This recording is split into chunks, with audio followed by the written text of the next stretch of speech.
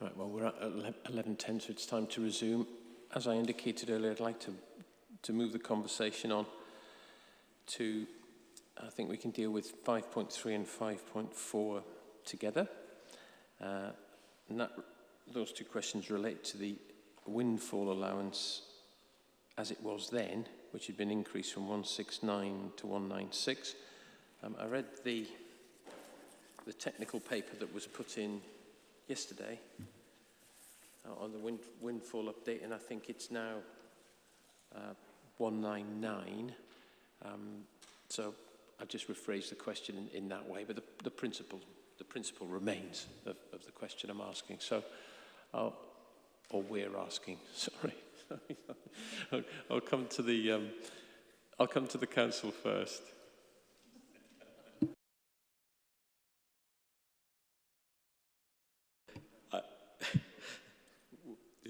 Would you like to withdraw for 5 minutes? Right, I'll ask Laura Bartle to respond. Thank you. Thank you. Okay, so if we start with really the council's basis for incorporating some form of windfall allowance in the plan, we'd refer back in this case to para 48 of the framework, where it's very clear that where allowance is to be made, there should be compelling evidence that such sites have consistently become available and will continue to provide a reliable source of supply. There is, of course, no specific guidance on how a windfall estimate should be calculated, but that said, the framework does give some state that an allowance, should be realistic and have regard to historic windfall delivery, the SLAR, and expected future trends. And that really is the basis on which we've progressed with working through what an allowance, a respectable allowance, might be. The framework's glossary defines a windfall site as one that has not been identified specifically through a local plan process. Of course, here we have no local plan, but we do have emerging allocations, which we've had regard to. And because we don't have a plan in place, the reliance on historic trends is also very important here. So it's within that context that our methodology for assessing the influence of windfalls has remained consistent during the lifetime of the plan's preparation, and the focus of the supply has been on two specific sources: very small sites, those less than 0.2 hectares, and change of use and conversions. That's really on the basis that the SLAR doesn't capture those sites below that threshold, and nor does the local plan and its emerging allocations look to allocate sites of this small scale. We would say that the fact that there hasn't been a local plan in place is, in this context, largely irrelevant because of those small scales that we're working to and looking at. And the local plan looks to allocate sites at a much greater scale than that. So the windfall allowance, as I said, has been considered throughout the journey of the city's local plan process. There have been, a series of iterations on that journey, and a number of updates to technical papers have been presented. The first of which was back in 2016, forming part of the preferred sites consultation. And then we worked through various SLARs and updates to the position that we currently have, which was as presented yesterday. And the basis of that evidence, we believe it supports a rate of 199 dwellings per annum. If it's particularly helpful, I can give you the audit trail of those references, but I won't if you don't know. That's fine. So yes, as I say, throughout the updating of evidence, the methodology has remained consistent.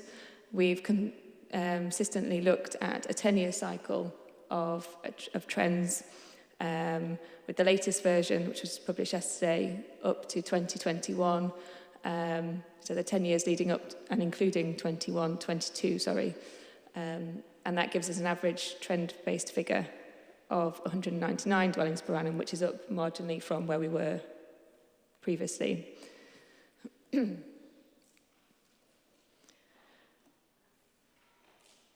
We've noted that there have been some comments with regard to the trend and the time frame in which we've been looking at windfall completions.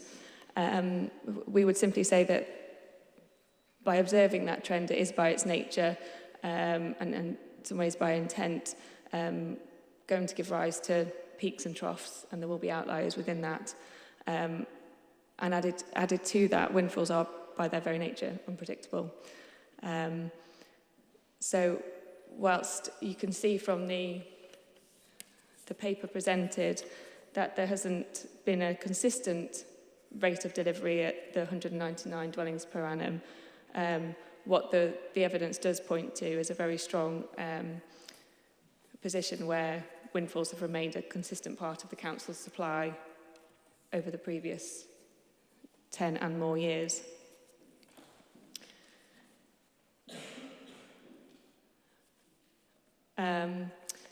In looking ahead at future trends, which is the other aspect that we're guided to consider, as I said, in terms of what happens on plan adoption, well, we would say that in this case there's not a huge amount of impact because sites are much larger. We also point to potential impact of changes in permitted development rights, the emergence of Class MA and replacing Class O, and the wider scope which that brings into force. We haven't directly seen the impact of that yet, and we would anticipate that there'd be some lag before those start to emerge in the completions data.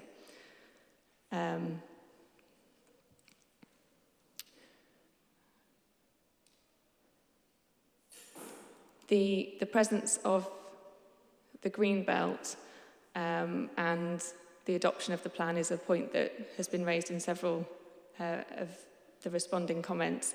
And our view on that is that the green belt is there currently. It acts as a constraint presently. Upon adoption of the plan, that constraint will remain, and there will in fact remain opportunities for windfalls of the nature we're directly referring to come forward. And the plan on adoption will also have policies which will allow those opportunities to be realised too.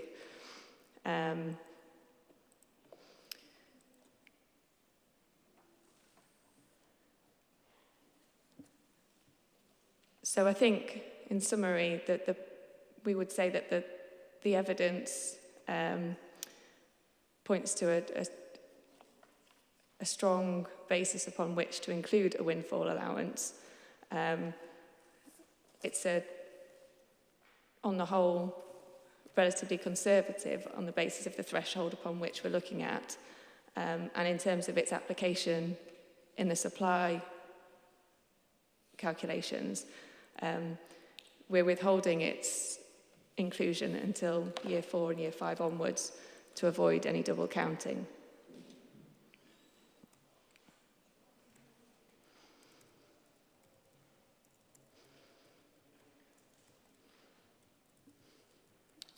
I think I'll leave it there for now.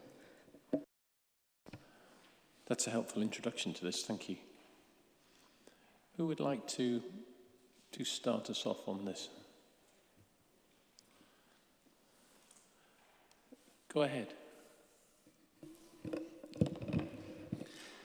Thank you, sir. As much as I enjoyed spending my birthday with everybody yesterday, reading a windfall document last night was a bit beyond it, so I've had to look at it this morning, so do forgive me if there's some wrong references. And I note the comments at the beginning that there may be some written submissions on it, and I think that would probably be welcomed given the extent of new information that's in here. However, I will just try and go through my understanding as I see it. in our representations, we were concerned about the lack of evidence on the windfall increase, and clearly this looks to backfill it with evidence. But having a cursory look at it, there are some concerns. What the framework tells us is that in order to include a windfall allowance, there should be compelling evidence of a reliable source, and evidence should be provided in terms of looking at sites within the SLA, historic trends, and also future trends. So if we take those 4 tests, as it were, the first one is compelling evidence of a reliable source, and I think table 2 on page 9 is quite a useful starting point, because what this shows us is a series of different types of sites the councils have considered: very small, small, medium, large, and conversions. And what you can see from just looking at this is a real sporadic nature of the supply. Each year, there's effectively a different element that provides a bit of a kicker. So you can see 2015-16, it's nearly 400 on a medium site. The following year, it's conversion. The year after conversion, the year after that, very small. So in terms of where they are, it's really difficult to see a reliable source on specific types of site. And I know I'll get told off, so I'm not going to mention the S word, but I'd just draw your attention to paragraph 3.5, which is a couple of pages over, because that goes through each year and identifies pretty much where these spikes have come from. And the 2 key sources within all of that are student, but also later living. And that actually includes the 2018-19 and 2021 very small windfall sites, which, even though they're under 0.2 hectares, actually delivered schemes of 75 units and slightly higher in a different year. So even the really small sites are looking at some high-rise student accommodation. And that's important to come on to later when we look at the 199 figure. And just as a final point on that, if you look at page 11 and graph 2, this again just sort of shows that sporadic nature of peaks and troughs in the different types of supply. In terms of the evidence that the council provided, the framework tells us to look at the SLA. There isn't any reference in this document at all to SLA sites. There's 3 references to the SLA, but they're effectively passing. So there's no assessment of sites and things where they think that they may come forward. In terms of historic trends, if I just draw your attention to pages 22 and 23, what this does is this gives us the various different types of sites, and it also splits them by brownfield and greenfield. However, we don't have the background data to that, but it gives a very simple, almost red, amber, green, with the green being an increasing trend and a red being a decreasing trend, and it gives you a 10 and 5 year. But My apologies, Mr. Nackis. And where are you taking us? So it's page 22 and 23. So you can see on there it identifies sort of an up arrow in green showing where the council believe that the trend's been an upward trend, and then a red when it's a downward trend. But again, I'm not sure I agree with those. And if I can just take you slightly back a page to page 19, there's a series of graphs in here which look at completions, and it gives us 2 elements. It gives us the actual yearly completion in the blue line, and then it gives us effectively a linear completion date, which is, I think, what those arrows refer to.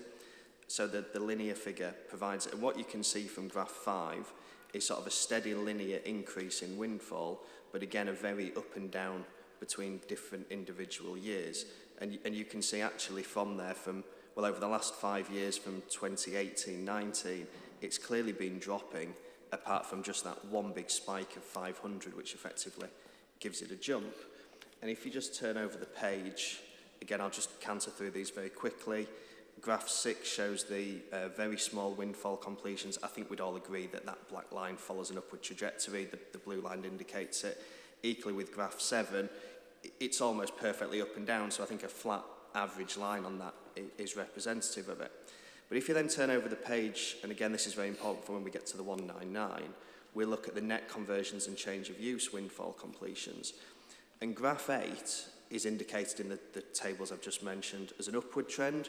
And if you look at that black line from 2012, it's actually higher now than it was in 2012. And this is classed by the council as being an upward trend of net conversions.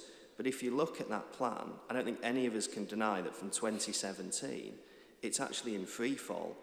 And there's effectively 1 year that's had a significant jump up to 400 in all of the years, which is effectively used in order to demonstrate an upward trend, and I just don't think we can show that as being upward. I think that black line, whilst probably mathematically correct in being an upward trend over that period, I don't think actually does show what's going on. And the table below graph 9 actually indicates that very point, because this is the last 5 years, so it's a shortened version of that.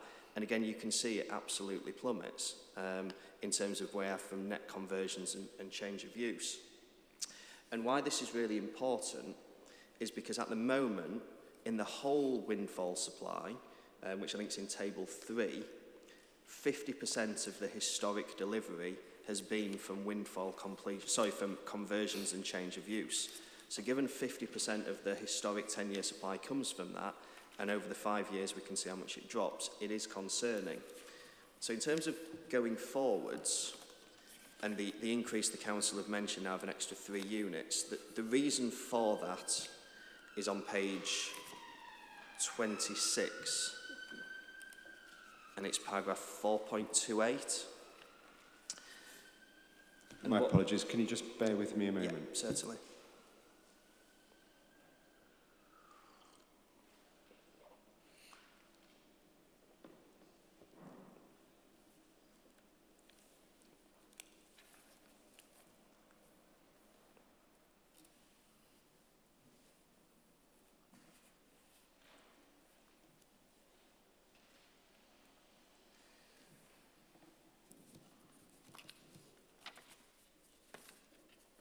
Okay, thanks.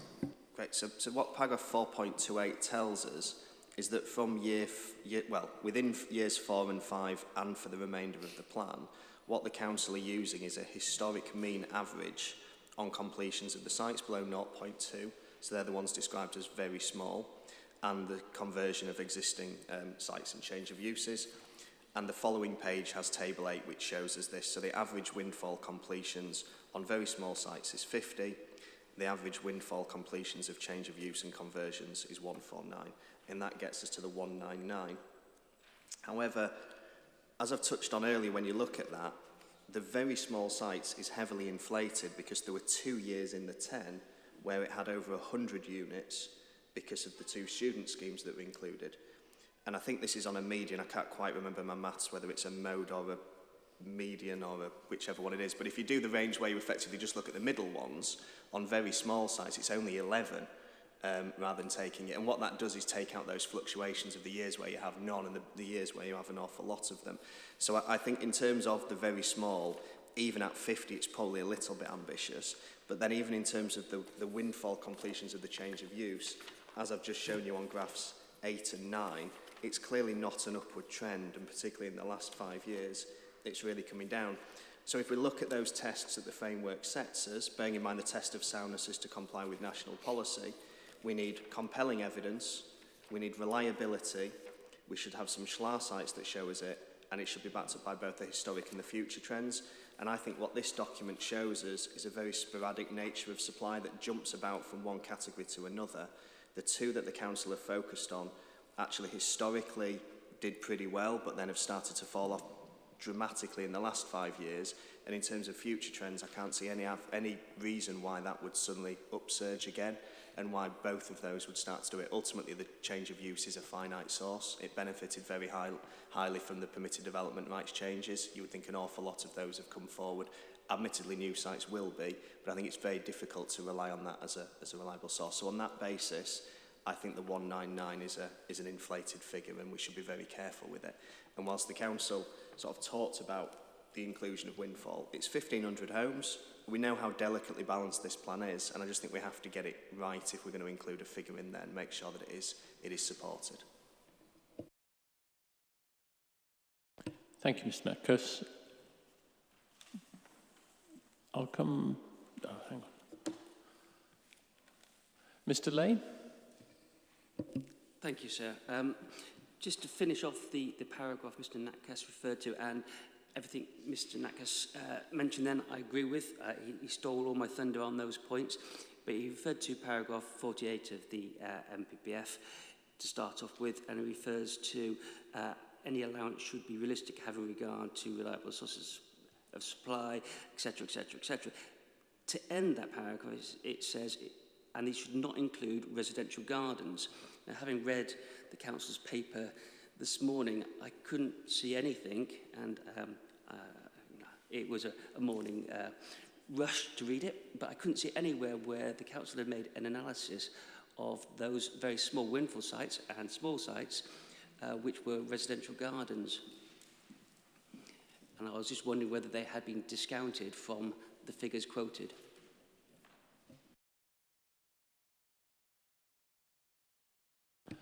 Thank you. I'll come back to the council then. Answer 2.4, paragraph 2.4 removes garden infills, so the answer to that is no, they're not included in the very small sites. Make a couple of general points, then I will pass over to others who know these points better than I do. This paper was annexed to the SHLA, for the record, and this is an updated version of the annex to the SHLA. Secondly, I have to query Mr. Narcis's use of statistics. We're using a trend and seeking to extrapolate over a 10-year period, and why we've taken that can be explained further if required. Of course, if you take different points in time, the trend will look different. That's the point about trends. So if you go to the period of the spike that he referred to in graph 8, 2016, of course the trend's going to be different at that point. The trend will probably be higher then than it is now.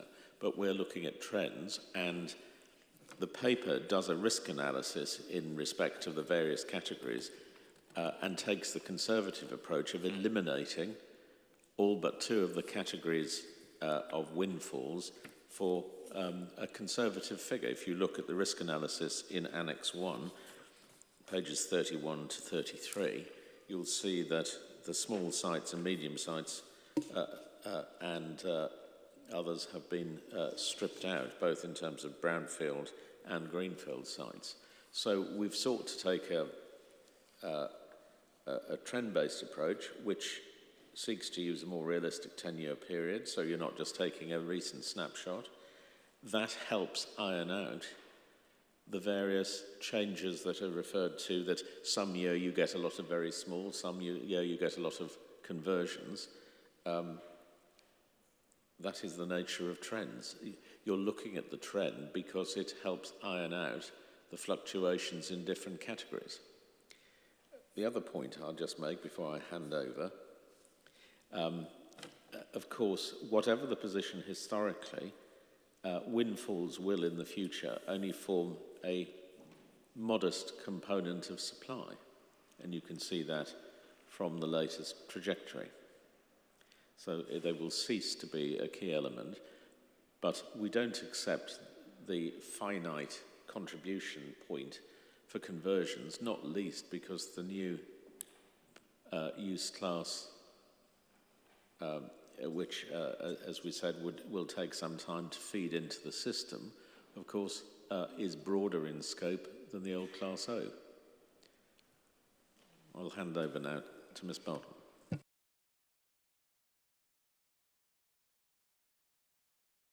There's maybe a very small point, just for clarity. I think the point that was being made is that Table 4 references conversions and changes of use indicating an upward trend. Is that right? So I just wanted to confirm between Table 4 and Graph 8. So that's page 21 and page 22. I think the point that was being made is that Graph 8 is showing an upward trend, but I'm just hoping to clarify that isn't what's been reflected in Table 4. We talk about conversions and change of use. The 10-year trend is shown as a balanced trend, and then across the 5-year period it's a downward trend. So we've reflected that, but for the reasons that Mr. Elvins just spoke through, we don't think that will continue. I think we can rely on that moving forward. That's helpful. Thank you. Are there any other, or is there any other input? Mr. Good. Probably not, to be honest, sir. We've probably covered it, and there's no use wasting time covering the same issues over and again. My points were exactly the same as Mr. Knack, because it was about the reliability and the peaks and troughs within the evidence.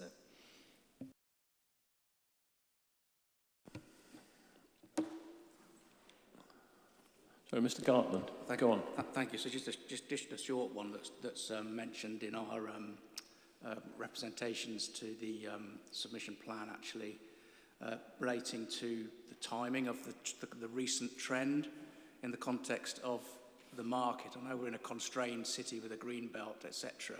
In a thriving market, one would expect the number of windfalls to actually increase, as they have been doing elsewhere in the region.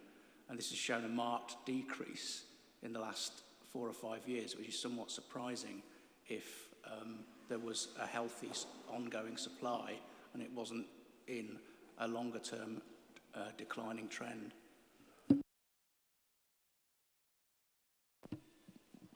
Would you like to come back on that, Mr. Elvin? Well, it's taking a more statistically reliable trend. If you take a snapshot of the last couple of years, you get a different position. We are seeking to iron out the inconsistencies by taking a longer-term approach, which accounts better for the peaks and troughs which occur at different times for different categories of windfall. It's the point we made earlier. I think just to add to that, I think the key phrase is a full economic cycle. So we're actually catching the end of the economic downturn at the start of the decade, and over the last few years with the peaks and troughs of Brexit, COVID, etc. So there's been quite a lot as part of that 10-year trend. The point is made in the paper, isn't it? Yeah. That particular point. Does anyone have anything to add on this matter? Oh, yeah. Mr. Olsbury, go on. Thank you, sir. Just a really, really quick point. There is, it seems to me, another way of seeking to kind of iron out the peaks and the troughs, and on the face of it, a simpler way. Because I think if you apply the 10-year trend approach, you can't get away from the fact that there will be a degree of skewing of that trend as a consequence of the 4 outlying years across those 2 sources of supply. So if you look at the very small sites, there are plainly 2 years in Table 2 where you've got outliers. And the same goes, I think, for the conversions in that 10-year period. What you could do is adopt a much more straightforward and simple approach. You could just strip out those 4 numbers and then divide the totals by 8 instead of 10. And I think what that gets you to is an average per annum on very small sites of 34, and for conversions 110, which added together gets you to 144. It just seems to me a much more straightforward way of taking out the anomalies. Just a different statistical approach, though?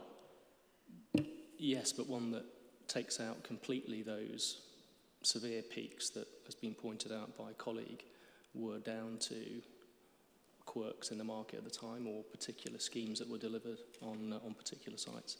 I understand. Mr. Elvin. Would that be to rule out the likelihood of peaks and troughs in the future? Well, I think it would. I mean, all we can do is look back on the basis of the evidence we've got, and there were plainly peculiarities in those years that may not occur in the future. I mean, if we are to try and look forward, one of the things that the local authority doesn't appear to have done, particularly when it comes to conversions, for example, is given us any evidence on its local office market. You know, how much space it's got, what demand and supply looks like generally across the piece, and what the trends have been. I appreciate that there is commentary in the note about the council's belief that conversions of this nature will continue to be a strong source of supply going forward, but I'm not sure there's any real evidence to back that up. So I think smoothing out the curve on the face of it is a sensible thing to do in the absence of any better information on the market going forward. Mr. Alvin? Well, it seems to us that is a statistically invalid approach because it's just picking and choosing, stripping out the years of the troughs, the peaks.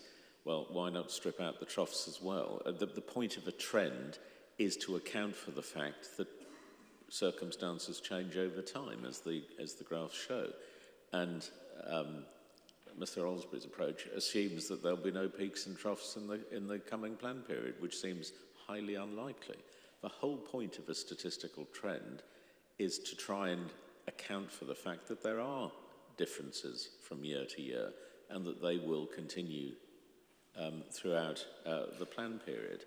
And it is just a picking and choosing. It's not a statistical approach that Mr. Olsbury suggests. It's just taking out periods which seem inconvenient to a particular party's argument because they're seeking to bring down the windfall rate and increase supply. And we just don't see that as statistically defensible. We're trying to iron out a position over a longer period of time to give the most reliable guide forward, and in doing so, we have taken a conservative approach.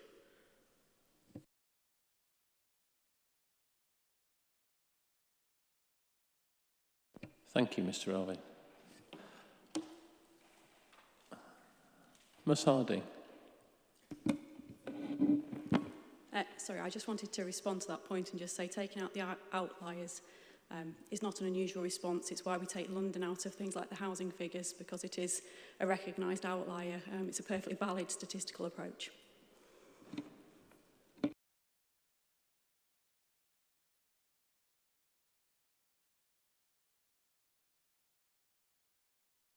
I think I have the nature of the point from both sides there. Mr. Keogh. Thank you, sir. On a general issue of the use of windfalls, I addressed this in my representations in 2018. And so just for the record, in case to save you, our reference number as a representative is SID 620. So if you want to go back to our 2018 representations, and I repeated it again in our 2019 reps, the approach taken by the inspector at the Scarborough local plan was interesting in that, again, he was faced with a situation where there was a significant amount of windfall approvals in the years preceding the inquiry, and he said, whilst windfall sites have contributed over 200 dwellings per year over the last decade, so the inspector's report is in 2017, no contribution from this source is assumed in the future. And he gave 3 reasons why he considered this to be a reasonable approach. The first was that when an up-to-date local plan is in place, it is likely that significantly fewer dwellings will come forward on unidentified sites. Second, the requirement in the Scarborough plan at that time was a minimum requirement, and I believe that's the same applies in this plan, sir. It's a minimum requirement. And therefore, any additional sites coming forward would be consistent with the objectives of boosting supply of housing. And thirdly, the approach built in an important element of flexibility into the plan to ensure that it is effective in meeting identified housing needs. Our case, sir, our point is that such an approach is entirely appropriate in this situation, even more appropriate given the intense housing pressure in York, given that one of the core objectives of the local plan system is to ensure certainty of delivery. And windfalls always have that air of uncertainty about them, sir. And in terms of, just to pick up on the point Mr. Elvin mentioned, that windfalls will only provide a small component of supply, that may well be the case in future years when the large strategic sites begin to deliver housing. But at the moment, and I haven't done, I may redo the calculation for the debate later on the 5-year supply, but I think if you take windfall out of the 5-year supply presented in the Council's update paper yesterday, I think it falls below the 5-year supply, which just shows how sensitive the supply situation in this city is, particularly as, again, to go back, I know we're going to cover this later, but again, just to make the point, of course, many of these conversions and small sites deliver little, if or no, affordable housing.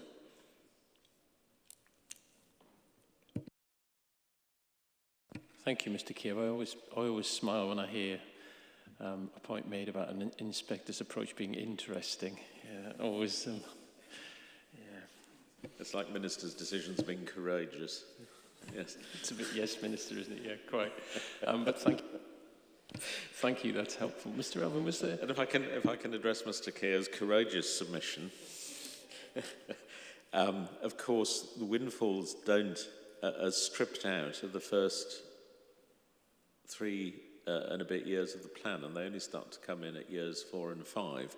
And if you look at lines A and B, projected completions and windfall, you'll see that it comes in when the supply, the projected completions from the allocations is over 1,000. So we're not, Mr. Keogh's forgotten that the contribution doesn't come in until the larger sites are starting to contribute anyway. And we explained why that was the case. Secondly, I can't comment on the Scarborough local plan, however interesting. The point about the local plan being in place, we've already explained. We are not allocating, we're looking at sites that aren't allocated. And if, as Mr. Keogh says, there is considerable pressure for housing in York, that itself is a factor which would support the continued delivery of windfalls. So those, I think, are our responses. Unless, Ms. Bartlett, no, nothing else. Mr. Keogh, did you want to say any more? No, sir, I have nothing further to add at the moment. Thank you. Mr. Matcus, then, go on. Thank you. It's just a quick point, sir, but the wording talks about trends, and we almost seem to then translate that into averages, but it doesn't talk about average, it talks about a trend. So if you have 9 years of low delivery and 1 year of high delivery, that isn't a trend, that's 1 year bucking the trend.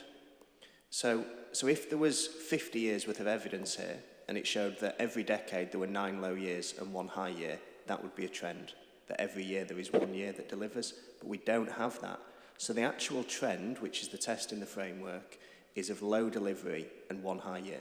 Anecdotally, if your favourite sporting team finished 17th every year, and then 1 year finished second, you wouldn't say, oh, they finished 6th every year. You're just saying that it was a one-off good year. So I think the point of taking the year that does book it out gives you a more representative picture of it. So it's not really playing with statistics. Ultimately, that's what we do by introducing the idea of averages and trying to work with it. If you just look at the graphs and just ask somebody, what is the trend of that? I'm sure they go, it's always pretty low, and then it jumps up 1 year. So I think at this moment, the trend that we have is low delivery, and we just should remember that rather than immediately translating it to an average and trying to work with figures. Well, if you have 9 years of low delivery and 1 year of high delivery, isn't the trend for 9 years of low delivery and 1 year of high delivery? I think I'd 100% agree with you if you had 3 bits of data that showed that. So if you showed over 30 years, there would be a 10, each decade had 9 low years and 1 year, 100% agree with you, that's a trend. But unfortunately, all we have is 10 years, so I don't think you can make that assertion. I think, yeah, that's getting into the merits of looking at a 10 or 20 year or 30 year period, but we've opted for a 10-year period on this occasion. And this is the figures we arrive at. And we haven't used averages. Averages are shown separately on graphs 3 and 4. And the trend-based analysis is explained from 410 onwards. Thank you, Mr. Elvin. Councillor Pavlovich, is that your nameplate? Thank you, it is, sir. Just a concern that we have regarding the dependence on conversion particularly in brownfield, is that there is a consequence to that. And that is the loss of jobs. And we've seen in recent months the loss of a plumbing contractor, a bingo hall, office complexes, large repair garages. Now, the thing is, if you start stripping out jobs, you're just going to create a different problem for yourself by replacing them with housing, because nobody can afford them, because you're losing the jobs. So that's the only point I wanted to make on that, sir. Okay, but what you're talking about are changes from employment sites to residential through the permitted development regime. Yeah, and that's what we've been seeing, particularly in the last couple of 3 years. Understood. Thank you. Was there anything in? No. Okay. Mr. Lane. Thank you, sir. Taking the point that the council made, that it probably is right and fair and proper to take away the troughs as well as the peaks, and to apply not a mean average but a median average, which, if my calculation is right, sir, would be 172. Clearly, because there's 10 years of data, you get two figures in the middle. If you add those up and divide by 2, you get 134 units from conversions net and 38.5 units from the very small sites, which gives you 172.5, which would seem to be a more fair and robust figure rather than taking the mean average, which takes into account those very high peaks. Thank you. Is there anyone else who wants to make a point about windfalls? I'll come back to the council and then we'll move on maybe. Just to illustrate the position, we have got historic annual windfall completions in the SHLA at 49B for 2018. And you can just see, for example, that the figures are different taken at that point in time. For example, very small windfalls are at 506 for that 10-year period as compared to the 458 now. And you'll see the total figure is higher for the 10 years then than it is now. But all that demonstrates is it's a moving position, and that what you're trying to do is to get the most up-to-date trends that you can in order to feed into the local plan assumptions.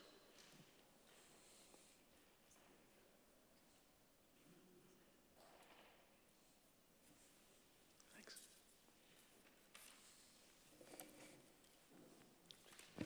Thank you. Is everyone content that we move on? Good. Yes. 5.5. And I think 5.6 we can deal with together. That's to do with, broadly speaking, trajectory. Everyone's got access to the trajectory that was put in yesterday, I think. So I'll ask the council to lead us off on that.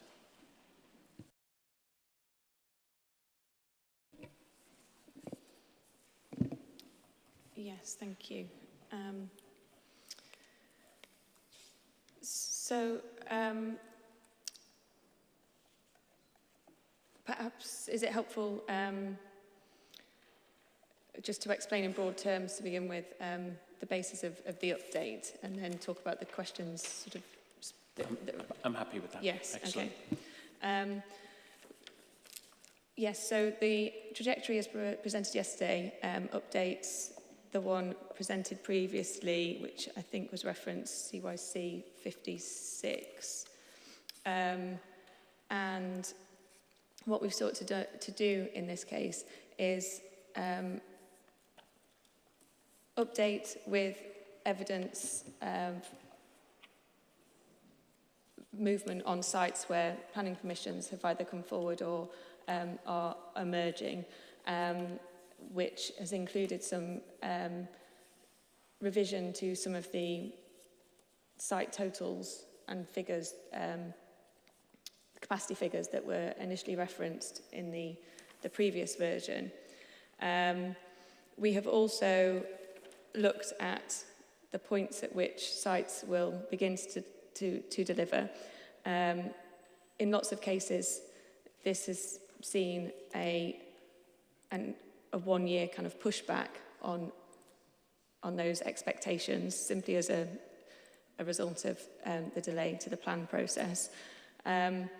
But that's also, those annual rates of delivery on specific sites have been looked at carefully and with a view to some of the comments that came forward at previous rounds of consultation, and have been supplemented with engagement that has been undertaken with site promoters, agents and developers over recent weeks to seek their inputs to delivery expectations and rates of delivery, all of which has fed into the revisions that have been shown. I don't necessarily propose to go line by line through and talk you through that. Should you wish to have commentary on that, we could provide that if it was helpful, but I won't do that now. Okay, well, let's see what points are raised about this, and then maybe we can do that. Sure. If it turns up.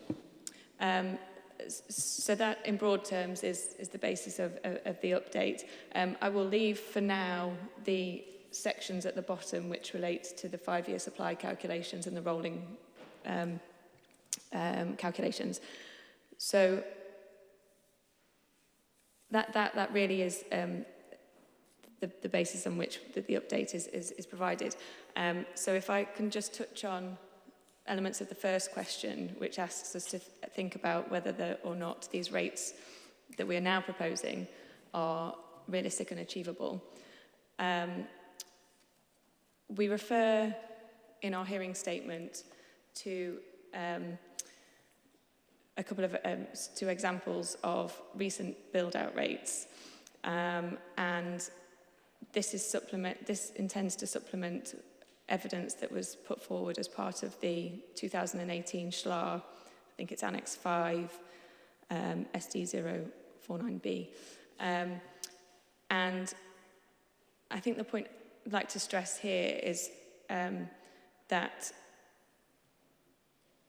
York is in quite a unique position in that, as we know, it hasn't had a local plan.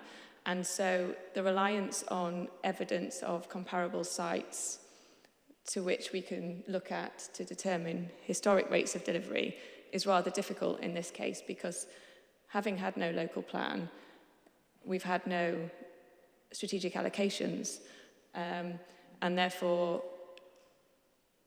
what we have been delivering isn't necessarily a direct comparison to what we anticipate being delivered in the years coming forward. The Council recognises this and recognises that what we're presenting in the trajectory represents quite a significant and notable step change in rates of delivery over the coming years. And it's been very mindful of that and what those consequences will be in terms of its own resource and the way in which it facilitates that. I'll come on to some of those actions and the work that the Council is doing in relation to that shortly. But those annual rates of delivery are over and above what we've seen over recent years. We know that our average over the last 10 years represents 720 dwellings per annum, which is slightly, well, is some way off what we're now looking at in the trajectory. But I'd stress that what we've presented in the trajectory is as a result of meaningful engagement with parties around this table included, to seek to understand expectations and rates of delivery going forward. The details of the basic assumptions for how some of the annual delivery rates have been looked at are also provided in Annex 5 of that 2018 SHLA, particularly at paragraphs 2.3, which sets out information on annual rates of delivery and lead-in times. Since that work has been undertaken, we have advanced a more site-by-site approach, and we've looked specifically at some of the details of sites and what is realistic. So in most cases, those standard assumptions have been reconsidered on a site-by-site basis where we have information, particularly where there are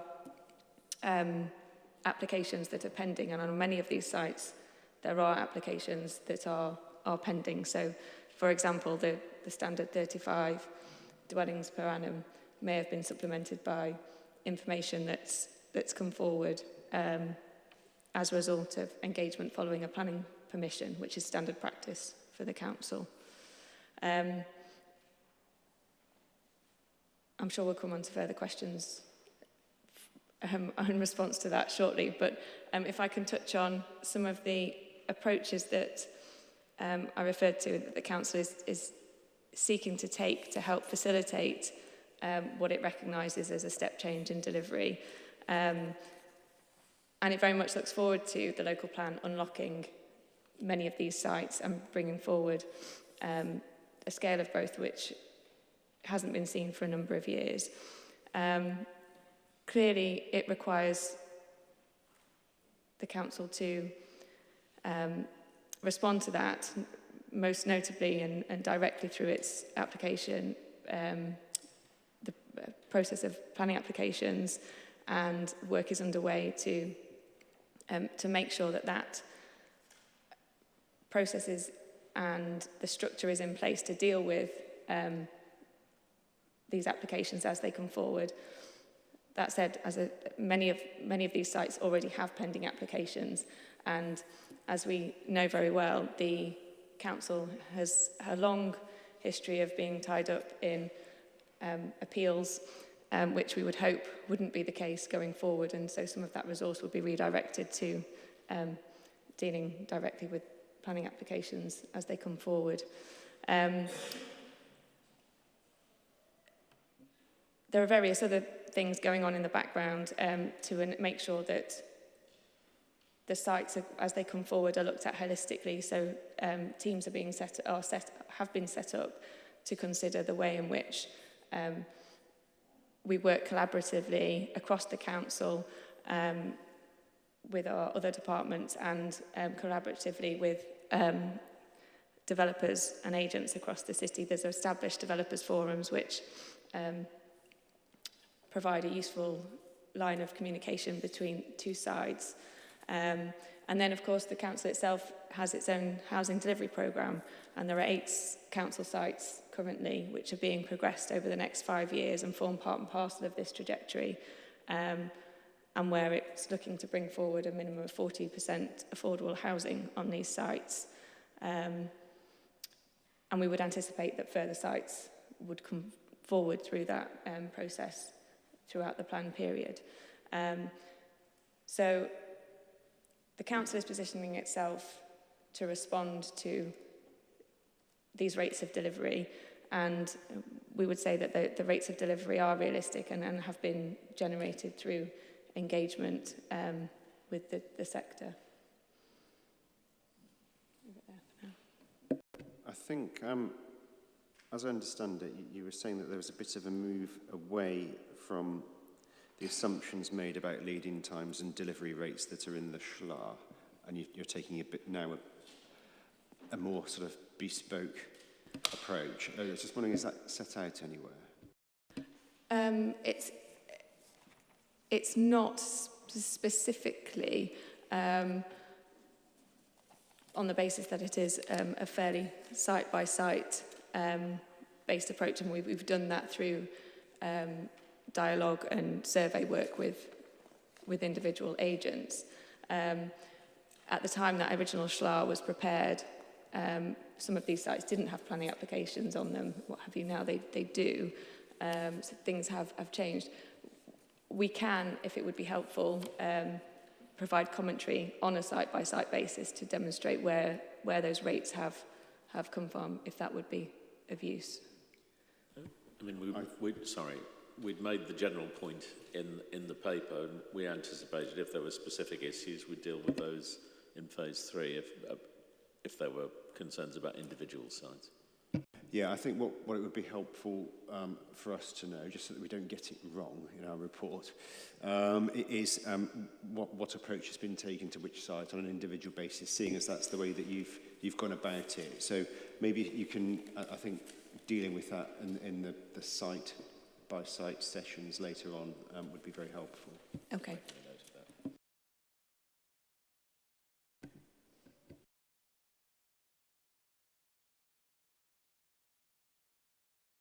Mr. Good, I'll start with you. Thank you, sir. I'll try and keep it quite general, sir, rather than going to specifics, because, to be fair, I haven't undertaken a detailed analysis of any of the sites, so I'm not going to sit here and pretend to say one site may come forward before another one or various others.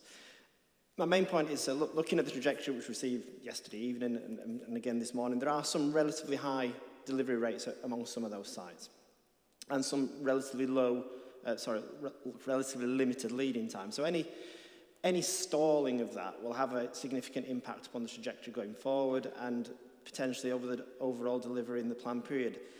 The main point I was getting back to, sir, and it isn't in my hearing statement because it couldn't be, is referring back to the conversation we had yesterday about the national highways and their statement of common ground and the unresolved matters. Now, what I don't understand from the paper in front of us is how that has been taken into account. Now, unfortunately, I'm not here on the infrastructure day, but there are clearly infrastructure issues which have not been resolved. And without the resolution of those issues, it's quite difficult to know one way or another how much weight we can place upon this trajectory that's currently in front of us. Now, obviously, that won't affect every site, and I don't profess to know which sites exactly will and won't be affected by that. But I think it's something that the council need to reflect upon to get to a position, not only for the local plan delivery as a whole, but also for the 5-year supply, sir, because as you've seen in the council's own paper, it is only at 5.36. It wouldn't take a lot for some of those to be pushed back a little bit for actually to be under a 5-year supply. And it's that concerns me, sir. As I say, I don't have the answers, but it's because of the new evidence that's currently in front of us without the knowns to those. Well, given the nature of the point you raise, I think I'll come to Ms. Cook next. Thank you very much, sir. I just wanted to confirm really the point that Mr. Alvin made this morning, which is that we are talking to the council about a number of points, and indeed one of them is indeed infrastructure, and also the number of outlets that we anticipate will be achieved is another matter, and the delivery of planning consents is another matter, and that is why we are not yet in a position to say, as we sit here today, that we agree with the table in front of you as it affects ST15, but we'll continue to work with the council and anticipate that we will be in said position by the time we get to the site-specific sessions. That's helpful, thank you. I'm looking at the trajectory and see the first completions on ST15 are in 27, 28. So, as I said this morning, I'm anticipating they will change, but we're in, as I say, in discussions with Ms. Cook and Quad over those matters. I can tell you just this, that only 2 of the ST sites are not bespoke, ST9 and ST15. Some of those with a rapid lead-in time, don't forget, as we've just said, a number of them already have applications in, and so the lead times vary according to the specifics of the site, and as a result, except in the case of ST9 and ST15, with discussions with the promoters. And ST9, as you can see, is also assuming a lead time of several years. 26, 27 again, isn't it?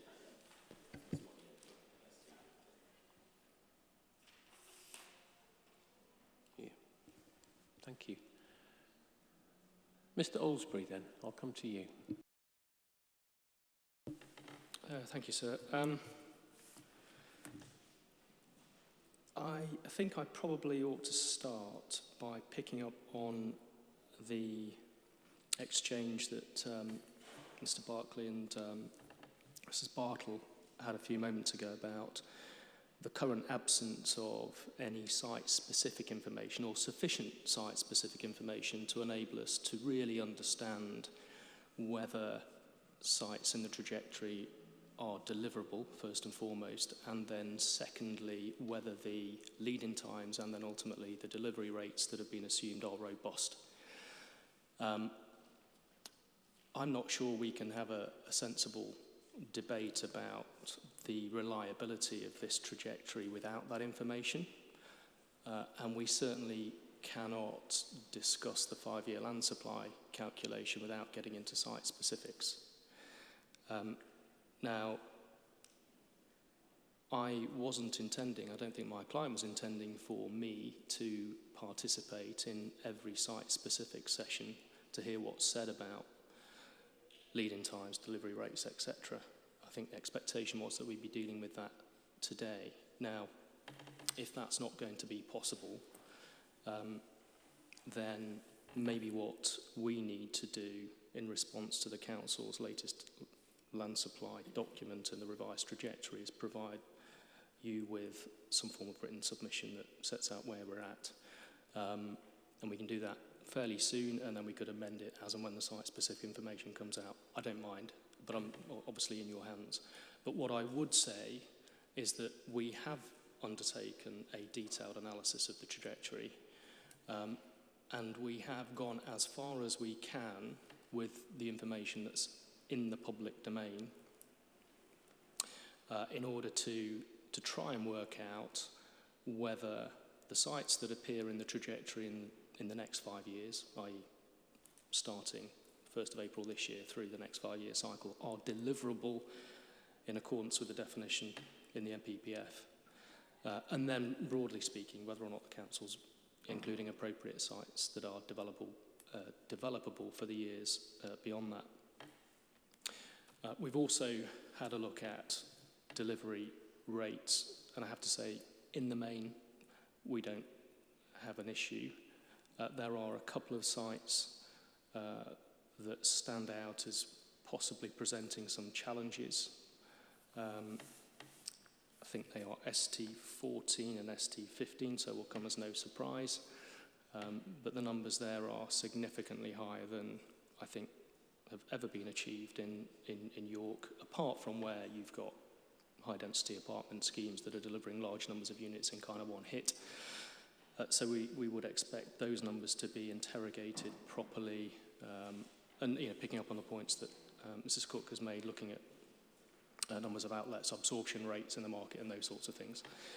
But I have to say, the bigger points for us are around deliverability of sites. So in our Matter 5 statement, we identified for you 19 sites that we have a problem with, i.e. 19 sites that we don't think should be featuring in the first 5 years of the plan period, or the 5-year land supply calculation. That's 19 of 35 that are included. I've attempted to kind of reappraise that in the, 13, 14 hours since this document landed yesterday. And I think what I'm seeing is a number of the sites we had a problem with, well, several have come out completely, so they fall away. There are a few where the Council has pushed the trajectory back beyond the 5-year period, and so they fall away effectively for the purposes of the 5-year land supply debate. But there's still quite a large number of other sites that we have a problem with. At this stage, we have not taken issue with the unallocated sites that benefit from having a planning permission. But in fairness, I think I'm right in saying that until the document appeared yesterday, we had not seen a complete list of all of the sites that the Council's relying on for the purposes of that part of its calculation. So we will just need to do a quick check through that to make sure that the sites that are in there do actually have an extant planning permission. Nothing has expired, and so on and so forth. But so we'll have to kind of reserve judgment on that. For present purposes, we're just assuming that bit's okay. So the main area of concern is the deliverability of the allocated sites.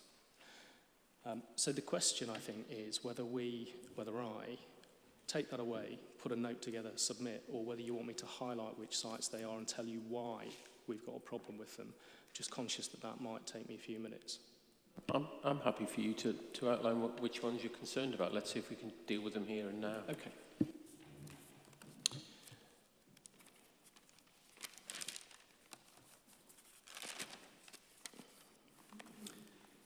So I should start by saying, and as will have become clear in the light of the Council's comments a few minutes ago, we are dealing with imperfect information on this side of the table. Council plainly has more than we do, but our assessment is based on what's available. So let's start at the top. Sites H1A and H1B,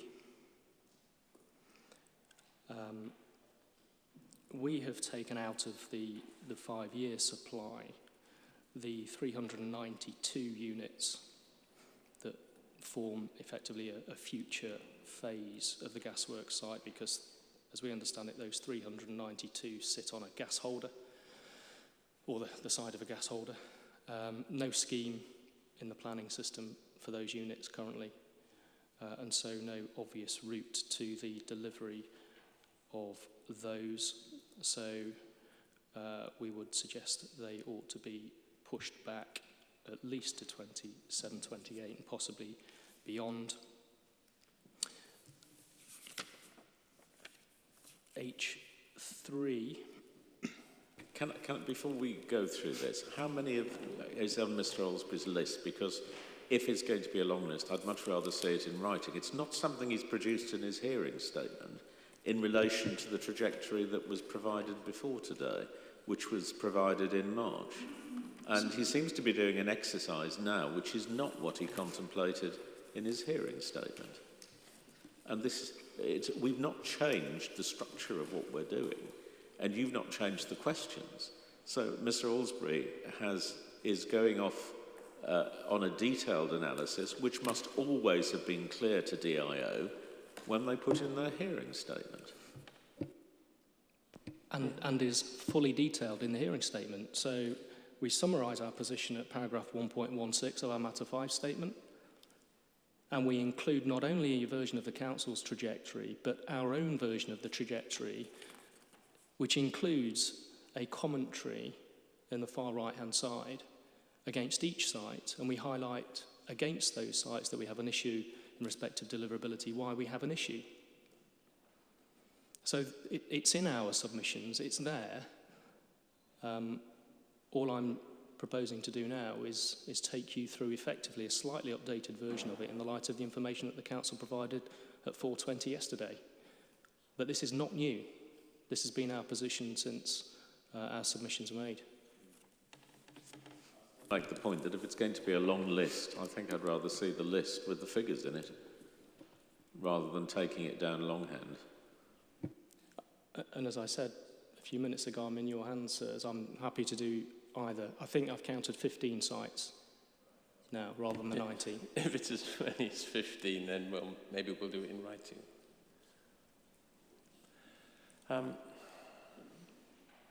15, Mr. Elvin, your preference would be in writing.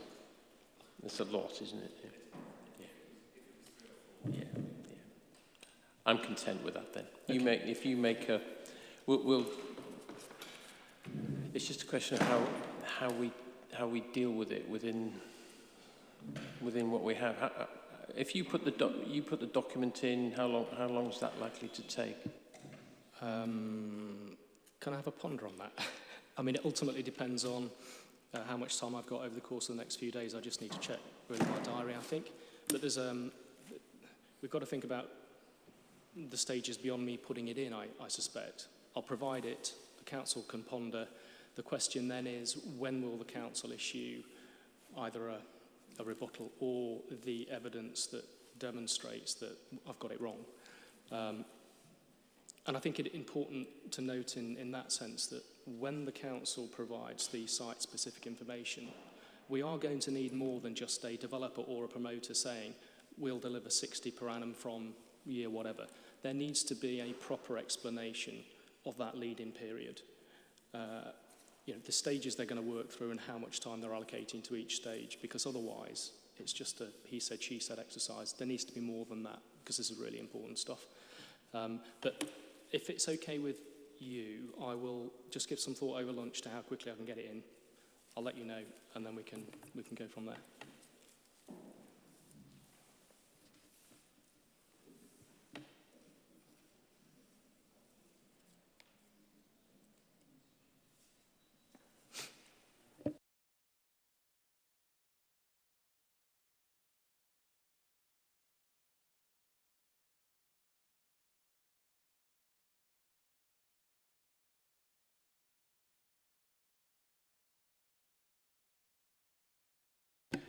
Is the uncertainty around ST15 going to be an issue for producing that? Well, not for the purposes of the 5-year land supply argument, because the local authority at the moment is suggesting that doesn't kick in until year 6. There is a more general point about ST15, which is, okay, when is it going to start and what are the delivery rates that it's sensible to assume? But that's a different point, as I understand it, to the one that we're supposed to be talking about here today, which is 5-year land supply. So my focus is on the next 5 years. Well, so no, ST15 we're not. We haven't, believe it or not, haven't actually got on to 5-year housing land supply yet. We're talking about the housing land supply overall.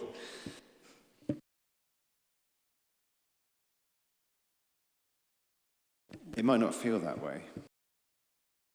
So, sorry, no, short answer is no, ST15 isn't a big issue in our calculation. Well, in which case I suggest you have a ponder about it and we'll come back. What would be, just thinking on my feet, but what would be useful is if that exchange could take place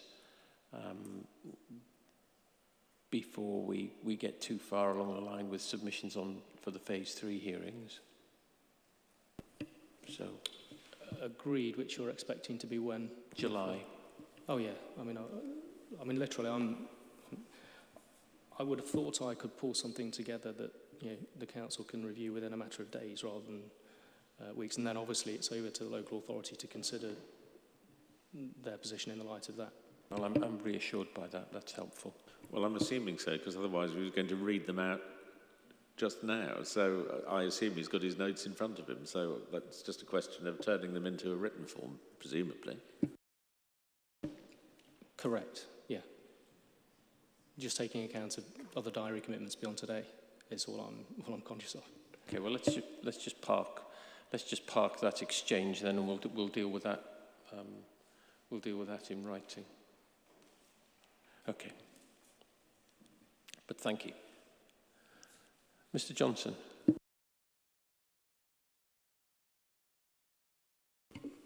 Thank you, sir.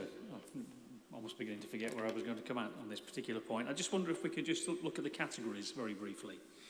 And I've got a question to ask of the council, if I may, with respect to the updated trajectory. And it initially relates to the sites with planning permission, which will deliver over the next, not just 5 years, but 7 years. We've got in the update paper quite a few table of sites that are very long in the tooth in terms of their permissions, and we'll come on to that, no doubt, in the 5-year land supply conversation. But it's the years 6 and 7 seem to have increased numbers, and what the material provided today or last night by the council doesn't do, it doesn't inform us as to where those, something in the order of 370 dwellings now come from. So what I mean by that, sir, is that you've got those in the paper, you've got the pink tables, which indicate where all of the permissions are delivering in the next 5 years, but then we've got an overflow that goes beyond the 5 years, and we don't understand as to where those other additional units come from. And that, I'm not expecting the council to respond just now, but it would be helpful if they could plug that gap in the information for us. In addition to that, and coming on to some of the delivery rates. Do forgive me. I'm sorry, I didn't follow the point, Mr. Johnson. Okay, so I'll make that a little. If you pick up the trajectory, you'll note in halfway down the trajectory, you've got a green, assuming you're working in colour, 2 green layers. And you can see from 2022, 23, I think it's 483, although I'm reading from a very blurred version. Indeed. And you can see there, it moves down in the numbers to 332, 363, 250, 105. And then we've got another further 2 years of, I think it's 143 and 232.